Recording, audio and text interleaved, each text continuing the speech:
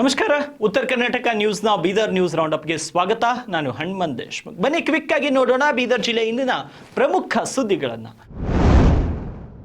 ಗ್ರಾಮೀಣ ಪ್ರದೇಶದ ಬಡ ಜನರಿಗೆ ಉಚಿತವಾಗಿ ಆರೋಗ್ಯ ಸೌಲಭ್ಯಗಳನ್ನು ಕೊಡುವ ಹಾಗೂ ಬೀದರ್ನ ಪ್ರತಿಷ್ಠಿತ ಆಸ್ಪತ್ರೆಯಾಗಿರುವಂತಹ ವಾಲಿಶ್ರೀ ಆಸ್ಪತ್ರೆ ವತಿಯಿಂದ ತಾಲೂಕಿನ ಕೌಟಾ ಗ್ರಾಮದಲ್ಲಿ ಉಚಿತ ಆರೋಗ್ಯ ಶಿಬಿರವನ್ನು ಹಮ್ಮಿಕೊಳ್ಳಲಾಯಿತು. ಅವರ ತಾಲೂಕಿನ ಕೌಟಾ ಗ್ರಾಮದಲ್ಲಿ ವಾಲಿಶ್ರೀ ಆಸ್ಪತ್ರೆ ಹಾಗೂ ವಿಶಾಲ್ ಅಪ್ಪೆ ಫೌಂಡೇಶನ್ ವತಿಯಿಂದ ಹಮ್ಮಿಕೊಳ್ಳಲಾದಂಥ ಆರೋಗ್ಯ ಶಿಬಿರದಲ್ಲಿ ಸುಮಾರು 150ಕ್ಕೂ ಅಧಿಕ ಜನರು ಭಾಗಿಯಾಗಿ ಇದರ ಸದುಪಯೋಗವನ್ನು ಇಂದು ಪಡೆದುಕೊಂಡರು.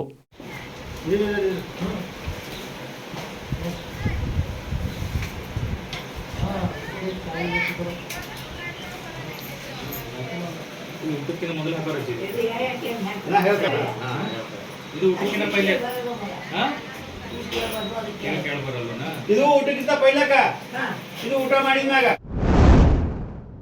ಬೀದರ್ ಜಿಲ್ಲೆಯ ಬಸವ ಕಲ್ಯಾಣ ನಗರದಲ್ಲಿ ಬೀದಿ ನಾಯಿಗಳ ಹಾವಳಿ ಹೆಚ್ಚಾಗಿದ್ದು ಸಾರ್ವಜನಿಕರು ಹಾಗೂ ಚಿಕ್ಕ ಮಕ್ಕಳು ನಿತ್ಯ ಭಯದಲ್ಲಿಯೇ ಓಡನಾಡುವಂತಹ ಸ್ಥಿತಿ ನಿರ್ಮಾಣವಾಗಿದೆ. ಬಸವ ಕಲ್ಯಾಣ ನಗರದ ವಾರ್ಡ್ ನಂಬರ್ 11ರ ಧರ್ಮ ಪ್ರಕಾಶ್ ಗಲ್ಲಿಯಲ್ಲಿ ಬೀದಿ ನಾಯಿಗಳ ಹಾವಳಿ ಹೆಚ್ಚಾಗಿದ್ದು ಹಾದಿಯಲ್ಲಿ ಹೋಗುವ ಜನರ ಮೈ ಮೇಲೆ ಬಿದ್ದು ಕಚ್ಚಿದ ಉದಾಹರಣೆಗಳು ಕೂಡ ಇವೆ. ಈ ಬಗ್ಗೆ ನಗರಸಭೆ ಅಧಿಕಾರಿಗಳಿಗೆ ಅದೆಷ್ಟೇ ಬಾರಿ ಮನವಿ ಮಾಡಿದರೂ ಕೂಡ ಯಾವುದೇ ಕ್ರಮ ಕೈಗೊಳ್ಳುತ್ತಿಲ್ಲ. ಕೂಡಲೇ ಸಾರ್ವಜನಿಕರು ಈ ಒಂದು ನಾಯಿಗಳ ಮೇಲೆ ಕ್ರಮವನ್ನು ಜರುಗಿಸಬೇಕು ಅಂತ ಸಾರ್ವಜನಿಕರು ಆಕ್ರೋಶವನ್ನು ವ್ಯಕ್ತಪಡಿಸಿದ್ದಾರೆ.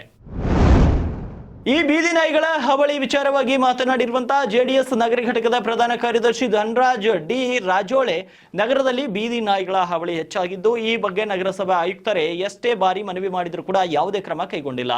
ಪ್ರತಿ ಬಾರಿಯೂ ಕೂಡ ಇಂದು ನಾಳೆ ಎಂದು ಸಬೀಬು ಹೇಳುತ್ತಾ ಕಾಲಹರಣ ಮಾಡುತ್ತಿದ್ದಾರೆ. ನಿನ್ನೆ ತಾನೇ ಒಂದು ನಾಯಿ 15 ಜನಕ್ಕೆ ಕಚ್ಚಿದೆ. ಅದರಿಂದ ನಗರಸಭೆ ಅಧಿಕಾರಿಗಳು ಕೂಡಲೇ ಈ ಬೀದಿ ನಾಯಿಗಳನ್ನು ಹಿಡಿದು ಸುರಕ್ಷಿತ ಸ್ಥಳಗಳಿಗೆ ಬಿಡುವ ಕೆಲಸ ಮಾಡಬೇಕು ಅಂತ ಆಗ್ರಹಿಸಿದ್ದಾರೆ.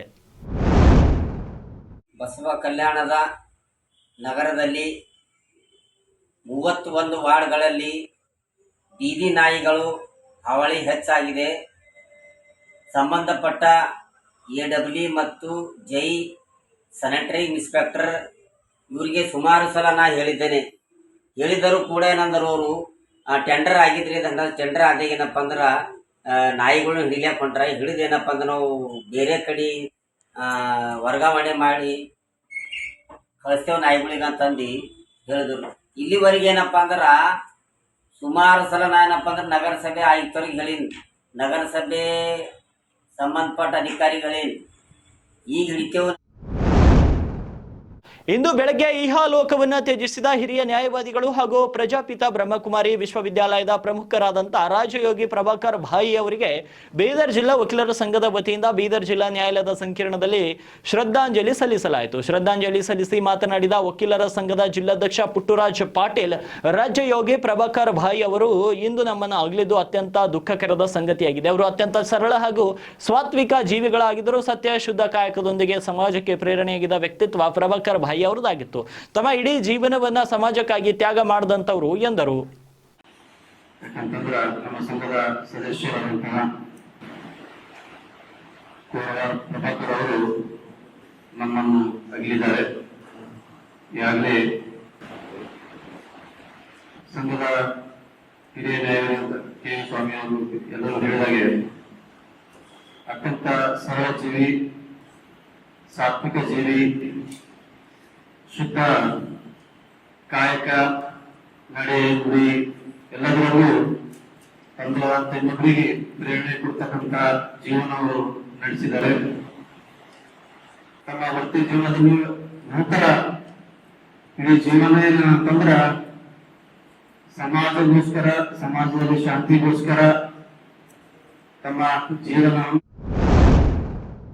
ಮುಖ್ಯಮಂತ್ರಿ ಸಿದ್ದರಾಮಯ್ಯನವರು ಏಪ್ರಿಲ್ 16ರಂದು ಬೀದರ್ ಜಿಲ್ಲೆಗೆ ಆಗಮಿಸಲಿದ್ದು 2025 ಕೋಟಿ ರೂಪಾಯಿ ಮೊತ್ತದ ವಿವಿಧ ಕಾಮಗಾರಿಗಳಿಗೆ ಚಾಲನೆ ನೀಡಲಿದ್ದಾರೆ ಅಂತ ಜಿಲ್ಲಾ ಉಸ್ತುವಾರಿ ಸಚಿವ ಈಶ್ವರ್ ಖಂಡ್ರೆ ತಿಳಿಸಿದ್ದಾರೆ. ಮುಖ್ಯಮಂತ್ರಿ ಭೇಟಿ ಹಿನ್ನೆಲೆ ಬೀದರ್ ಜಿಲ್ಲಾಧಿಕಾರಿ ಕಚೇರಿಯ ಸಭಾಂಗಣದಲ್ಲಿ ಪೂರ್ವಭಾವಿ ಸಭೆಯ ಅಧ್ಯಕ್ಷತೆಯನ್ನು ವಹಿಸಿ ಮಾತನಾಡಿದ ಅವರು, ಅಂದು ಬೃಹತ್ ಕಾರ್ಯಕ್ರಮ ಕೂಡ ಹಮ್ಮಿಕೊಳ್ಳಲಾಗಿದ್ದು 50,000ಕ್ಕೂ ಅಧಿಕ ಜನ ಸೇರುವ ನಿರೀಕ್ಷೆ ಇದೆ. ಕೆಲ ಪೂರ್ಣಗೊಂಡ ಕಾಮಗಾರಿಗಳನ್ನು ಮುಖ್ಯಮಂತ್ರಿ ಅವರು ಉದ್ಘಾಟಿಸಲಿದ್ದಾರೆ. ಹೊಸ ಕಾಮಗಾರಿಗಳಿಗೆ ಚಾಲನೆ ನೀಡುವರು ಅಂತ ಹೇಳಿದರು.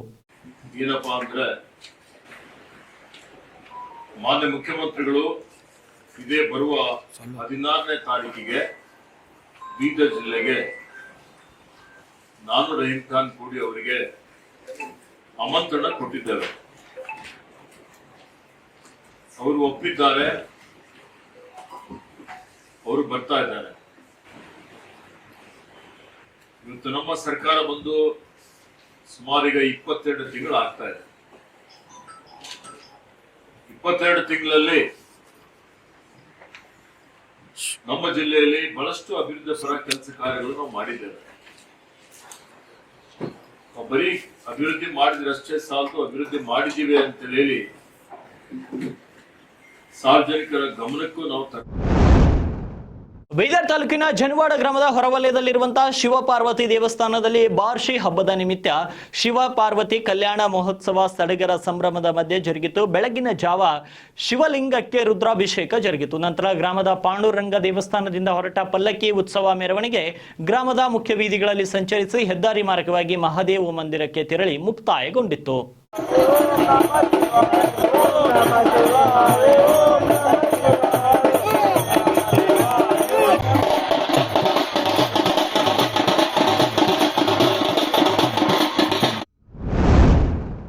ಏಪ್ರಿಲ್ 12 ಅಂದ್ರೆ ನಾಳೆ ಹನುಮ ಜಯಂತಿಯ ಅಂಗವಾಗಿ ವಿಶ್ವ ಹಿಂದೂ ಪರಿಷತ್ ಹಾಗೂ ಬಜರಂಗ ದಳದ ನೇತೃತ್ವದಲ್ಲಿ ಬೀದರ್ ನಗರದಲ್ಲಿ ಭವ್ಯ ಶೋಭಾಯಾತ್ರೆಯನ್ನು ಹಮ್ಮಿಕೊಳ್ಳಲಾಗಿದೆ. ಶೋಭಾಯಾತ್ರೆಯು ಜನವಾಡ ರಸ್ತೆಯಲ್ಲಿರುವಂತಹ ಶಾಗಂಜ್ ಹನುಮಾನ್ ದೇವಸ್ಥಾನದಿಂದ ಪ್ರಾರಂಭವಾಗಿ ಅಂಬೇಡ್ಕರ್ ವೃತ್ತ, ಭಗತ್ ಸಿಂಗ್ ವೃತ್ತ, ಬಸವೇಶ್ವರ ವೃತ್ತ, ಚೌಬಾರ, ಗವನ್ ಚೌಕ್, ಶಾಗಂಜ್, ಕಮಾನ್, ಅಂಬೇಡ್ಕರ್ ವೃತ್ತದಿಂದ ಶ್ರೀ ಹನುಮಾನ್ ದೇವಸ್ಥಾನದವರೆಗೆ ಶ್ರೀ ಹನುಮಾನ್ ಮೂರ್ತಿಯ ಭವ್ಯ ಮೆರವಣಿಗೆಗೆ ಇರಲಿದೆ ಅಂತ ಪ್ರಮುಖರು ತಿಳಿಸಿದ್ದಾರೆ. ಶೋಭಾಯಾತ್ರೆಯ ವಿಚಾರವಾಗಿ ಉತ್ತರ ಕರ್ನಾಟಕ ಸುದ್ದಿವಾಹಿನಿಯೊಂದಿಗೆ ಮಾತನಾಡಿದ ಬಜರಂಗ ದಳದ ಜಿಲ್ಲಾ ಸಂಯೋಜಕ ಭೀಮಣ್ಣ ಸುರಳಿ, ಹನುಮಾನ್ ಜಯಂತಿ ಅಂಗವಾಗಿ ವಿಶ್ವ ಹಿಂದೂ ಪರಿಷತ್ ಹಾಗೂ ಬಜರಂಗ ದಳದ ನೇತೃತ್ವದಲ್ಲಿ ಬೀದರ್ ನಗರದಲ್ಲಿ ಭವ್ಯ ಶೋಭಾಯಾತ್ರೆಯನ್ನು ಹಮ್ಮಿಕೊಳ್ಳಲಾಗಿದ್ದು, ಶೋಭಾಯಾತ್ರೆಯಲ್ಲಿ ವಿಶ್ವ ಹಿಂದೂ ಪರಿಷತ್ನ ಕೇಂದ್ರೀಯ ಕಾರ್ಯದರ್ಶಿ ಹಾಗೂ ಅಯೋಧ್ಯ ರಾಮ ಮಂದಿರ ನಿರ್ಮಾಣದ ಉಸ್ತುವಾರಿ ಗೋಪಾಲ್ ಜಿ ಅವರು ಭಾಗಿಯಾಗಲಿದ್ದಾರೆ. ಅದರಿಂದ ಜಿಲ್ಲೆಯ ಜನರು ಹೆಚ್ಚಿನ ಸಂಖ್ಯೆಯಲ್ಲಿ ಕಾರ್ಯಕ್ರಮಕ್ಕೆ ಬಂದು ಶೋಭಾಯಾತ್ರೆಯನ್ನು ಯಶಸ್ವಿಗೊಳಿಸಬೇಕು ಅಂತ ಕರೆ ನೀಡಿದ್ದಾರೆ. ಜೈ ಶ್ರೀರಾಮ್. ವಿಶ್ವ ಹಿಂದೂ ಪರಿಷತ್ ಬಜರಂಗ ದಳ ವತಿಯಿಂದ ಪ್ರತಿ ವರ್ಷದಂತೆ ಈ ವರ್ಷವೂ ಹನುಮಾನ್ ಜಯಂತಿ ಭವ್ಯ ಶೋಭಾಯಾತ್ರೆಯನ್ನು ಹಮ್ಮಿಕೊಳ್ಳಲಾಗಿದೆ. ಶೋಭಾಯಾತ್ರೆ ಶಾಗಂಜ್ ಹನುಮಾನ್ ಮಂದಿರದಿಂದ ಪ್ರಾರಂಭವಾಗಿ Ambedkar circle, Bhagat Singh circle, Basaveshwara circle, Naya Kaman, Choubara ರಸ್ತೆ, ಗವಾನ್ ಚೌಕ್ ಬಂದು ಹನುಮಾನ್ ಮಂದಿರದಲ್ಲಿ ಸಮಾಪ್ತಿಗೊಳ್ಳುತ್ತಿದೆ. ಈ ಕಾರ್ಯಕ್ರಮಕ್ಕೆ ವಿಶ್ವ ಹಿಂದೂ ಪರಿಷತ್ನ ಕೇಂದ್ರೀಯ ಕಾರ್ಯದರ್ಶಿಗಳು ಹಾಗೂ ಅಯೋಧ್ಯ ರಾಮ ಮಂದಿರದ ಉಸ್ತುವಾರಿಗಳಾದಂಥ ಶ್ರೀ ಗೋಪಾಲ್ಜಿ ಅವರು ಈ ಭವ್ಯ ಶೋಭಾಯಾತ್ರೆಗೆ ಆಗಮಿಸುತ್ತಿದ್ದಾರೆ. ಸಮಸ್ತ ಬೀದರ್ ನಗರ ಮತ್ತು ಗ್ರಾಮಾಂತರ ಹಿಂದೂ ಕಾರ್ಯಕರ್ತರಲ್ಲಿ ವಿನಂತಿ ಮಾಡಿಕೊಳ್ಳೋದೇನೆಂದರೆ ಈ ಶೋಭಾಯಾತ್ರೆಗೆ ಸಹಸ್ರಾರು ಸಂಖ್ಯೆಯಲ್ಲಿ ಬಂದು ಯಶಸ್ವಿಗೊಳಿಸಬೇಕಾಗಿ ಕೇಳಿಕೊಳ್ಳುತ್ತಿದ್ದೇನೆ. ಜೈ ಶ್ರೀರಾಮ್. ಇದೇ ತಿಂಗಳ ಏಪ್ರಿಲ್ 16ರಂದು ವಿವಿಧ ಕಾಮಗಾರಿಗಳಿಗೆ ಚಾಲನೆ ನೀಡುವ ನಿಟ್ಟಿನಲ್ಲಿ ಮುಖ್ಯಮಂತ್ರಿ ಸಿದ್ದರಾಮಯ್ಯ ಬೀದರ್ ಜಿಲ್ಲೆಗೆ ಆಗಮಿಸುತ್ತಿದ್ದು, ಸುಮಾರು 2,000 ರೂಪಾಯಿ ಮೊತ್ತದ ಕಾಮಗಾರಿಗಳಿಗೆ ಚಾಲನೆ ನೀಡಲಿದ್ದಾರೆ ಅಂತ ಬೀದರ್ ನಗರಾಭಿವೃದ್ಧಿ ಪ್ರಾಧಿಕಾರದ ಅಧ್ಯಕ್ಷ ಹಾಗೂ ಬೀದರ್ ಕಾಂಗ್ರೆಸ್ ಸಮಿತಿಯ ಅಧ್ಯಕ್ಷರಾಗಿದ್ದಂತಹ ಬಸವರಾಜ್ ಜಾಬಶೆಟ್ಟಿ, ನಮ್ಮೆಲ್ಲರ ನೆಚ್ಚಿನ ಮುಖ್ಯಮಂತ್ರಿಗಳಾದ ಸಿದ್ದರಾಮಯ್ಯವರು ವಿವಿಧ ಕಾಮಗಾರಿಗಳಿಗೆ ಚಾಲನೆ ನೀಡಲು ನಮ್ಮ ಬೀದರ್ ನಗರಕ್ಕೆ ಆಗಮಿಸುತ್ತಿದ್ದಾರೆ. ಮುಖ್ಯಮಂತ್ರಿಗಳು ಸುಮಾರು 2,025 ಕೋಟಿ ರೂಪಾಯಿ ಯೋಜನೆಗಳಿಗೆ ಶಂಕುಸ್ಥಾಪನೆ ಮಾಡಲಿದ್ದಾರೆ ಅಂತ ತಿಳಿಸಿದ್ದಾರೆ. ತಮಗೆಲ್ಲ ಗೊತ್ತಿದೆ ಹಾಗೆ ಬರುವ 16ನೇ ತಾರೀಕಿಗೆ ಸನ್ಮಾನ್ಯ ಶ್ರೀ ಸಿದ್ದರಾಮಯ್ಯ ಸಾಹೇಬರು ಬೀದರ್ಗೆ ಆಗಮಿಸಿದ್ದಾರೆ. ಅವತ್ತ ಕನಿಷ್ಠ 2,025 ಕೋಟಿ ಏನದಂದ್ರೆ ಕೆಲಸಗಳದ್ದೇನದ ಶಂಕುಸ್ಥಾಪನೆ ಏನದಂದ್ರೆ ಕಾರ್ಯಕ್ರಮ ನಾವೆಲ್ಲ ಇಟ್ಕೊಂಡಿದ್ದೀವಿ ಪಕ್ಷದ ವತಿಯಿಂದ. ಅದಕ್ಕೆ ಭವ್ಯವಾದಂತಹ ಒಂದು ಕಾರ್ಯಕ್ರಮ ಏರ್ಪಡಿಸಲಾಗ್ತಾ ಇದೆ. ಅದಕ್ಕೆ ಜಿಲ್ಲೆಯಿಂದ ಎಲ್ಲ ಕಡೆಯಿಂದ ಜನರು ಏನದಂದ್ರೆ ಹೆಚ್ಚಿನ ಇದರಲ್ಲಿ ಏನದ ಭಾಗವಹಿಸಿ ಇದಕ್ಕೆ ಕಾರ್ಯಕ್ರಮಕ್ಕೆ ಭಾಳ ಯಶಸ್ವಿಯಾಗಿ ಮಾಡಬೇಕಂತ ಈಗಾಗಲೇ ನಾವು ಒಂದು ಸಭೆ ನಡೆಸಿ ಎಲ್ಲ ಕಾರ್ಯಕರ್ತರಿಗೆ ಏನದಂದ್ರೆ ಮಾಹಿತಿ ಕೊಟ್ಟಿದ್ದೇವೆ. ಆಮೇಲೆ BJP ಸರ್ಕಾರ ಏನು ಹೇಳ್ತಾ ಇದೆ ಇದು ನಮ್ಮ ಕಾಂಗ್ರೆಸ್ ದಿವಾಳಿ ಎದ್ದಿದೆ, ಅದೆಲ್ಲ ಗ್ಯಾರಂಟಿಗಳು ಕೊಡೋದ್ರಿಂದ ಹಾಗೆ ಈಗ ಎಲ್ಲ ಸುಳ್ಳು ಬೋಗಸ್ ಮಾತುಗಳು. ನಿಮಗೆಲ್ಲ ಗೊತ್ತಿದೆ. ಇವತ್ತು ನಾವು 5 ಗ್ಯಾರಂಟಿಗಳು ಕೊಟ್ಟು ಜನರಿಗೆ ಏನದ ಇಷ್ಟೆಲ್ಲ ನಾವು ಇದು ಮಾಡಿದ ಮೇಲೂ ಕೂಡ ಇವತ್ತು 2,025 ಕೋಟಿ ಏನಾದರೂ ಶಂಕುಸ್ಥಾಪನೆ ನಡೀತಾ ಇದೆ ಅಂತಂದಮೇಲೆ ಇದು ಏನಿದೆ ಅಂತಲೂ ತೋರಿಸ್ಕೊಡ್ತದೆ. ಹೀಗಾಗಿ ಯಾವುದೂ ಇಂಥ ಬೋಗಸ್ ಮಾತುಗಳಿಗೆ ಯಾರೂ ಕಿವಿ ಕೊಡೋದು ಬೇಕಾಗಿಲ್ಲ. ಔರಾದ್ ವಿಧಾನಸಭಾ ಕ್ಷೇತ್ರದ ಕಾಂಗ್ರೆಸ್ ಯುವ ಘಟಕದ ತಾಲೂಕಾಧ್ಯಕ್ಷ ಅನಿಲ್ ಕುಮಾರ್ ಬೇಲೂರೆ ಅವರ ಹುಟ್ಟುಹಬ್ಬದ ಪ್ರಯುಕ್ತ ಔರಾದ್ ಪಟ್ಟಣದ ಅಲೆಮಾರಿ ಕುಟುಂಬಗಳ ಮಕ್ಕಳಿಗೆ ಹಾಗೂ ತಾಲೂಕು ಆಸ್ಪತ್ರೆಯಲ್ಲಿನ ರೋಗಿಗಳಿಗೆ ಆಹಾರದ ಪೊಟ್ಟಣಗಳು ಮತ್ತು ಹಣ್ಣು ಹಂಪಲುಗಳನ್ನು ವಿತರಣೆ ಮಾಡಲಾಯಿತು. ಇದೇ ವೇಳೆ ಮಾತನಾಡಿದ ಅವರು, ಈ ವರ್ಷ ಸರಳವಾಗಿ ನನ್ನ ಹುಟ್ಟುಹಬ್ಬವನ್ನು ಆಚರಿಸಿಕೊಂಡು ರೋಗಿಗಳಿಗೆ ಹಾಗೂ ಅಲೆಮಾರಿ ಕುಟುಂಬದ ಮಕ್ಕಳಿಗೆ ಆಹಾರದ ಪೊಟ್ಟಣಗಳನ್ನು ವಿತರಣೆ ಮಾಡಲಾಯಿತು. ಆಡಂಬರದ ಆಚರಣೆಗಳನ್ನು ಬದಿಗಿಟ್ಟು ಸರಳವಾಗಿ ಹುಟ್ಟುಹಬ್ಬ ಆಚರಿಸಿಕೊಳ್ಳುವುದರಲ್ಲಿ ಒಂದು ರೀತಿಯ ಸಂತೋಷವಿದೆ ಎಂದರು. ಇದೇ ವೇಳೆ ಮುಖಂಡರಾದಂಥ ದತ್ತಾತ್ರಿ ಬಾಪುರೆ, ಸತೀಶ್ ಫುಲಾರಿ, ರತ್ನದೀಪ್ ಕಸ್ತೂರಿ, ಅಮಿತ್ ಶಿವಪೂಜೆ, ಹರಿದೇವ್ ಸಂಗ್ನಾಳ್, ಚಂದು ಡಿಕೆ ಸೇರಿದಂತೆ ಹಲವರು ಉಪಸ್ಥಿತರಿದ್ದರು. ಇವಾಗಿದು ಬೀದರ್ ಜಿಲ್ಲೆ ಇಂದಿನ ಪ್ರಮುಖ ಸುದ್ದಿಗಳು. ಮತ್ತೆ ನಾಳೆ ಭೇಟಿ ಆಗ್ತೀನಿ ಬೀದರ್ ನ್ಯೂಸ್ ರೌಂಡ್ ಅಪ್ ನಲ್ಲಿ.